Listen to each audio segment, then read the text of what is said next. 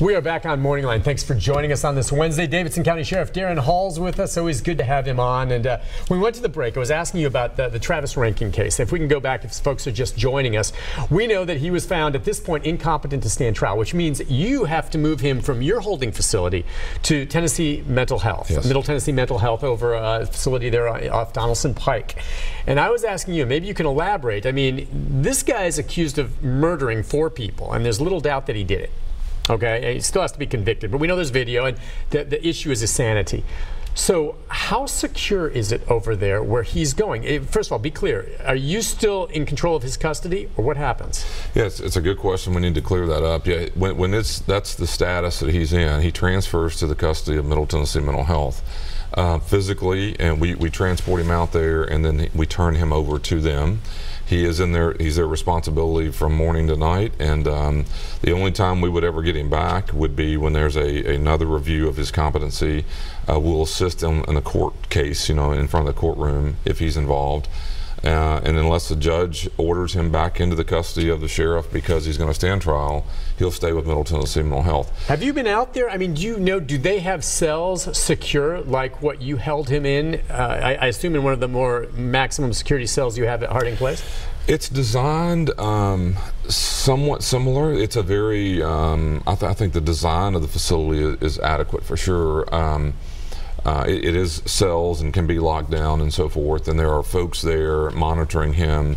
I don't think they use the word officers. I think they use the word technicians because there's a lot of things going on with them. But they have the ability and the authority, obviously, to restrain and do things that are, if need be, very important to maintain the control of him. But with an inmate of this status, considering the crime, should there be any concerns about just the security, knowing that he's accused of murdering 4 people? Here's a huge advantage they have. And I don't know the number, Nick. I think it would be an interesting question. How many people are out there in that status? I don't know that number. We surely don't have this happen often here in Nashville for cases I'm familiar with. And so here we are dealing with 2,000 people a day, and 10 or 12 of those are very high-profile cases. Yesterday we had Wiggins going to Dixon. Today we've got the church shooter case, Samuel. So there's so much going on in our world. We do this so often. We have so many people to take care of. Obviously, you worry about something going wrong. In a place like Middle Tennessee, I can't remember the last case in this situation. So, well, you were mentioning maybe the one involving the deputy that was shot? Right. Richard Areola was in this status years ago in 95, 96. My assumption is he is still there. But again, I've been here 30 years, and I could be wrong, but I don't remember any others than those 2. And he may still, several people called and asked about this after the fact. Well, if he's insane and all this, and I've said this, and I've been on record, regardless of whether he's ever convicted in a court of law of this murder, I maintain, regardless of what they determine his sanity to be, he will never breathe fresh air again. Right. Okay. Now, can you elaborate on that? My thinking, maybe Areola is an example. If he's over there and every 6 months they evaluate him and they keep coming back, he's still incompetent, it's not like he's ever going to say, well, you know what, he's incompetent, we're just going to let him go. That you're basically saying he could spend the rest of his life there? Very likely to do it. There's a thing called restoration of competency, which really means they're trying to restore you to a level to be able to be tried. Now, I'm not a mental health professional or expert in this at all, but my understanding of that is that they're trying to work to improve your competency to eventually stand trial.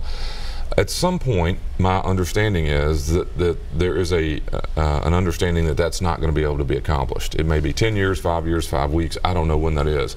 But the restoration of your competency is one thing. But at some point, they're not going to keep reviewing you, I don't believe, when you're 75 years old, been in there for 50 years. But literally, you could spend the rest of your life there because you either have to stand trial for what happened or you have to be declared to be incompetent. You can't meet both or be excused of both of those. So if he is able to ever be restored to competency, then he has to stand trial. What you find, I think, or you would find, is in a lot of these cases, they never restore competency back to us. And I'm talking about this level of profile. If I'm correct, I believe that was John Hinckley, and the President Reagan shooting was very similar. That was never, and he was stepped down in certain types of things. I think he was allowed to go home on the weekends or something, but never declared to be competent. He was just within a mental health world, being able to have more privileges, I guess you'd call it. But Yeah, the expectation from me, or I think anyone, is that if he is to remain incompetent, he will never be able to leave. I mean, there's just no way you would do that. And you believe he's secure there? The design is secure. The opportunity they have is there's not very many in this status, so you're able to put more eyes on fewer people. And I think, and the building itself seems secure. I've been out there, and I don't. There's never been a lot of problems there. I mean, but my issue is, and I think it's worth noting for someone to look into it, is I just don't think there's very many people ever in this status. And we've had, you and I've talked many times, and we've had folks come through. I'm surely not an expert in what level of competency you have, but a person like Paul Reed, who was just totally bizarre behavior inside the system, outside the system, but was never declared to be incompetent. I mean, I could name many other folks that I remember in the very high-profile cases that, to me, you would have questioned their competency, but for some reason, there's very rare does it ever reach this and get to this. Therefore, that means there's only a few people in this status out there, and that seems a little easier to manage. You wonder why. All right, let's get to some calls. We'll go next to, let's start things off on James. James, good morning. Hi, James, are you there? Good morning, man. I have 2 questions for you. Okay. Okay, the first question is, I live in a HUD-assisted apartment complex. I'm a senior citizen. I was told that even if you're in good standing, unqualified, you can't have a gun in your apartment or your vehicle on your property. And the second question is, I'm for stopping the 3D gun production. Isn't the fact that without a serial number, date of manufacturing, caliber, country of origin, that is a way of stopping this future terrorist weapon? Wow. All right. Thank you for your call. All right. Those are good questions. 2 of those, yeah, again, as sheriff, you deal with some of that. But, yeah, do you know about it's a HUD, it's a federal housing facility, so maybe the guns are limited in that because of that? I don't want to give him any advice on that. I would recommend, James, that you reach out to the complex there, because that's a complicated issue in any setting. But when you're talking about a HUD-assisted housing, then you got all sorts of potential issues. So I don't want to mess you up. All I would say on the other is I agree with you. I think we've got to find a way to stop the 3D printing of There was a big story on that. They had the gentleman who's on or involved, I think, selling the blueprints for the weapons. You've probably seen the stories on him, and he's involved in some litigation, but blueprints for any number of types of weapons and these guns. And his argument, though, is, free enterprise, how this goes, but then the guns fire, and some of them, again, are being made. They can be plastic and made in such a way that maybe could be easier snuck into a prison facility or jail facility. What do you think about that? There's just a million problems with this. Number one, there's no way to control who has. You just talked about mental health. I mean, Lord knows if there's no check, there's no background check, there's just no way in the world to do this. And I don't know. I just surely there's reasonable people in this country that we can sit down and figure out that wasn't the intent of what. Our amendments really were about. But that worries you. I mean, these guns, these plastic guns come out that, will have no serial numbers, no way to track. I don't know how many people will have access to these types of copiers. You have to have some money to buy one or get access to one. Look, people who are doing wrong things have all the resources in the world to get things done. Listen, I can think right now, as soon as I saw that, I thought, there are gangs out there that have drug money, and they're getting it together, and they're going out, and they're going to buy themselves a top-of-the-line copier, like 3D copier, and they're going to set it up in some warehouse where they gather, and they're start printing off guns like there's no tomorrow. And they say these guns, when they come out, if it's an AR or something like that, don't last as long. But if you can print up 20 of them, I'm just thinking that it's a gold mine for them. I was at the airport last night coming in, and I, just the access to things and the difficulty. I mean, the equipment to, X-ray scanning and so forth. By the time it catches up with a product like this, I mean, it's obsolete, and I don't know. I can't imagine that. I'm sure somebody can call in, and I get this kind of stuff often. I think I made a comment the day after the ranking shooting, and I just said then, before we even knew a diagnosis, that we have too many people suffering from mental illness, wandering the streets, that need help. I mean, that's my passion. I want to do that, but we also have too much access to weapons of mass destruction that will do all sorts of things to people. And you know, yesterday or what is it, 2 days ago, what here in Jacksonville, right? Yeah, What and are that the kid two had things? problems, mental problems. They got hold of guns. Right. I mean, and so now you're going to print guns because we don't have an easy enough way to do it. And everybody who gets out there, legislators, and they're all trying to pass bills that you have to have mental health screenings or background checks and criminal background checks, and all those laws are obsolete if you're going to go to a printer somewhere and have them having guns. Who would have ever thought a 3D printer could make such a thing? It still boggles my mind. And you've seen some of those things 3D printers can print up, and they're incredible. All right, let's go next to, I think we've got Wayne.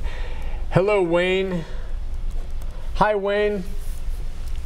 Yeah, good morning, Nick. I appreciate you giving me the time. Sure, go ahead. I want to make a comment and a question for the sheriff. Okay. First of all, I want to thank the sheriff for calling in last week on that bail bond reform show that you had. I believe he basically told it like it is. I agree with him. It doesn't make sense for a man to sit in jail just because he ain't got money. And the question I have, the new jail will have a mental health facility.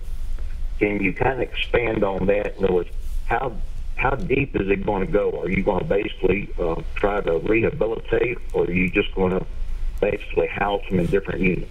Wow. Thanks for your time. Thank you for your call. I appreciate Wayne. I was Ben Hall was you doing were on open line when you called in, right? That's great. I did, yeah. I mean, I know people think I need a life. I'd been home for 30 minutes, and I'm right back in the middle of we appreciate that. Well, and I do want to mention that issue just for a second. There's a lot of conversation about bail reform, and Ben was hosting a panel with some bondsmen, and my issue really with that whole thing is that the bail industry around town is running around telling people that the reason Nashville's having all these crime problems and so forth is that pretrial release and judges are releasing way too many people, and that's making Nashville's crime rate go up, and all of us have all these difficulties. The crime rate may as well be going up, as we talk about sometimes, but the truth is it's just ironic that the industry that is complaining, and the real reason they're complaining is because they're getting out without having to pay. Exactly. There's no evidence anywhere in the world that says that if I paid $1,000 to get out that I'm less likely to use a gun and shoot somebody. That's bad. And so the only point I was trying to make is it's ironic for the folks who are complaining about changes in process to really be saying that if you'd let me make money and get them out, the city's still going to be at risk, but I get more money. And that's part of my problem. And I said, as Wayne mentioned, that our Constitution is supposed to protect your innocence until you're proven guilty. I don't care if you, ranking, I agree with you completely. We believe, I know he did it because I can see, but our Constitution allows him to go to trial and be proven guilty. In the meantime, there's a holding period. Well, most cases that make bail or make pretrial release are not murderers. Yeah, he's not going to get bond. He's not going anywhere. And the issue is that you should be allowed to go await your trial unless you're a risk to the community or you're a risk to flee. That's the purpose. And the bail industry is more interested in the revenue than they are really the practice in most cases. Not everybody, but anyway, we're trying to work with them on some of those things. Wayne, the idea here on the behavioral care center, which would be a diversionary program, is when a person is taken to jail who is also diagnosed mentally ill. That's not a sheriff's deputy or an employee of mine that would be determining that. It would be a mental health professional. Today they would work for the mental health co-op. We'd have to bid that out, but it would probably be a version of the co-op. The mental health professional is assessing your level of mental illness or your acuity. What we would be doing is ensuring that you're not wanted for other charges and that you do not have felony charges pending. Okay, so that's 80% of the people that go to jail that are mentally ill are misdemeanor charges. So if you're a misdemeanor offense and you're diagnosed mentally ill, we would not fingerprint, photograph, drag you off to court, convict you, give you probation and give you court fines and tell you to be back in court. Instead, we'd send you directly for care of your mental illness. Potentially up to 30 days is what we expect. You would be in an inpatient mental health treatment center, and then that program's requirement is to connect you for follow-up services on mental health in the community. The way today that happens is we ignore your mental illness, we process you through, put you on probation and say, now go back, see your probation officer 3 times a month or whatever. You never do it, you don't pay the fines, you end up violating that condition.